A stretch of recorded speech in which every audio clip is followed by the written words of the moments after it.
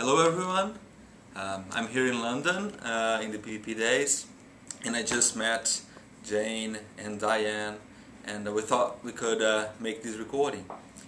I've been through the discussion forums of the massive open online course on PvPs, and I've seen that lots of people are discussing about corruption and transparency issues, and I thought I could share a bit of what I think about this. Well, transparency is a fundamental issue, especially during contract management.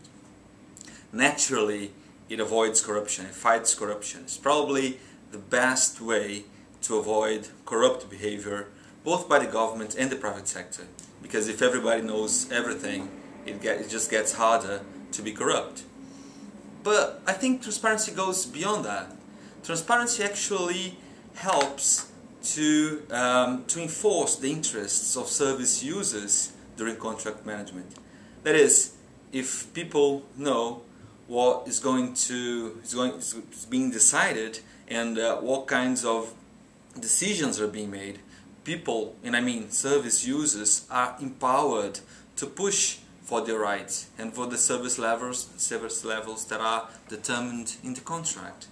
So I think transparency is a fundamental issue for long-term contract management or quality contract management.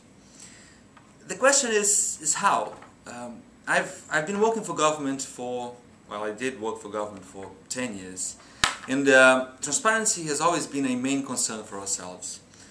So what we did is, first I think, is publish contracts. I mean, those of you who are with this concern right now, and you have a contract, just scan them and put them online.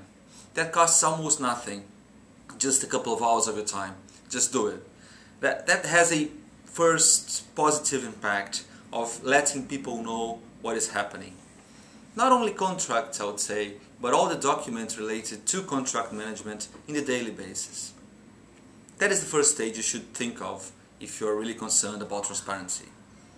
But that's certainly just the first stage.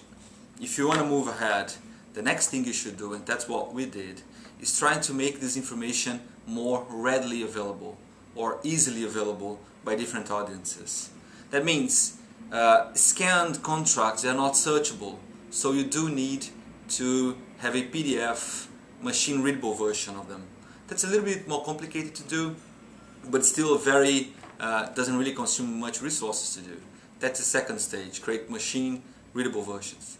And the third and last stage, I would say, is to actually shape the information to each type of audience. So you need to have a specific type of information for the media, for the press, another type of information for audit institutions, and finally, even more importantly, the information needs to be prepared for the users, for the service users. So, in what effectively I'm saying is try to create different summaries of the contract and the documentation depending on the interests of different audiences.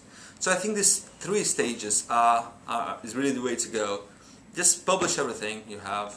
Second, do machine readable versions, which makes it easier for people to access. And third, prepare better information.